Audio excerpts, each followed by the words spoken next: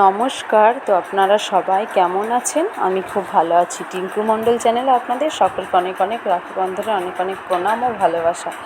তো এই দেখুন আমাদের এখানে রাখি বন্ধন দিন, তো রাখি পরানো আমাদের হয়ে গেছে। আর ওই চকলেটগুলো নিয়ে এসেছিলাম আর ওই রাখিগুলো তো সকালে টিফিন করেছি, সেটা আপনাদেরকে দেখিয়েছিলাম। তো দুপুরে কী রান্না হবে সেটা এখনও জানাইনি। তো যেটা হবে আপনাদেরকে শেয়ার করবো। তো আমি একটু বাজারে যাচ্ছি, বাজারে কিছু কেনার আছে, তো সেগুলো নিয়ে আসি, তারপরে আবার আপনাদেরকে শেয়ার করবো কী রান্না করলাম আজকে। তো রাখি পরানো হয়ে গেছে। তো এরপরে চকলেটগুলো না আমি ফ্রিজে রেখে দিচ্ছি, কারণ এই চকলেটগুলো বাইরে থাকলে নরম হয়ে যায়, এই জন্য বললো ফ্রিজে রেখে দাও, পরে খাবো। তো ফ্রিজে রেখে দিলাম। তারপরে বাজার থেকে চলে এসেছি, নিয়ে চলে আসার পরেই দেখুন ডিম নিচ্ছি দুটো, আজকে আর কি বিরিয়ানি বানাবো। তো বিরিয়ানির জন্য চিকেন নিয়ে চলে এসেছি, চিকেনগুলো ধোয়া হয়ে গেছে। আর আমার তার জন্য বিরিয়ানির জন্য ভাতও রেডি করা হয়ে গেছে। তো ভাতটা হয়ে গেছে দেখুন, তো খোলা রেখে দিয়েছি গরম ভাবটা বেরিয়ে যাওয়ার জন্য, নাহলে নরম হয়ে গেলে ঢাকা দিয়ে রাখলে আরও ভাতটা নরম হয়ে যাবে বেশি। তো আপনারা ব্লগটা দেখতে থাকুন শেষ পর্যন্ত, স্কিপ করে এড়িয়ে যাবেন না, তো আপনাদের খুব ভালো লাগবে।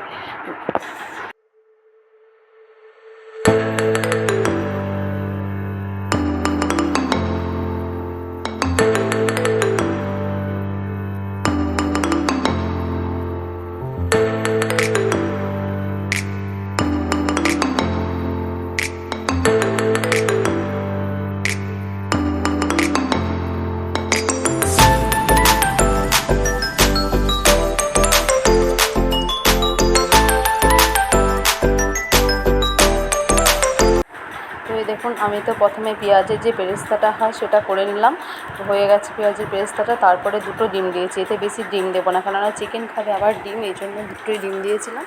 আর আলুগুলোকে তারপরে ভেজে নিয়েছি হালকা করে। আলুগুলো প্রথমে সিটি দিয়ে নিয়েছি, কেননা বিরিয়ানির সঙ্গে একসাথে দিলে না ভালো সিদ্ধ হবে না বলে প্রথমে হালকা করে একটা সিটি দিয়ে রেখেছিলাম। তারপরে এই দেখুন চিকেনটা কষে নিব। তো পেঁয়াজগুলো দিয়েছি, পেঁয়াজগুলো একটু ভাজা ভাজা হয়ে গেছে। তারপরে চিকেনটা ভাবছি পেঁয়াজের সাথে একসাথে ভেজে নিব একটু ভালো করে।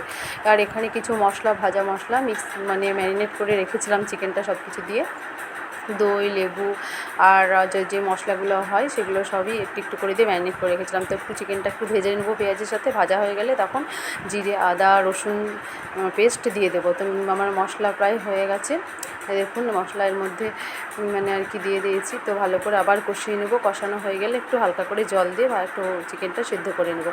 তারপরে তখন বিরিয়ানির জন্য লেয়ার দেবো হয়ে গেলে। তো দেখুন ভালো লাগবে।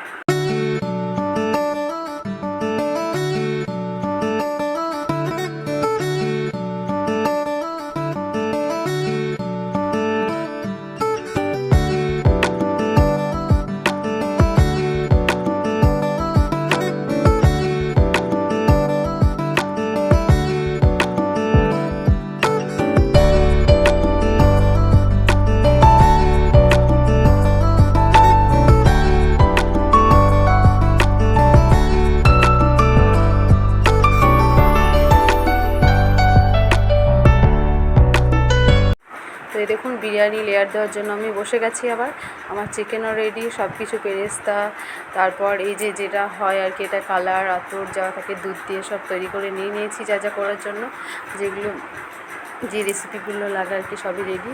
পুরো তো ঘি এটা।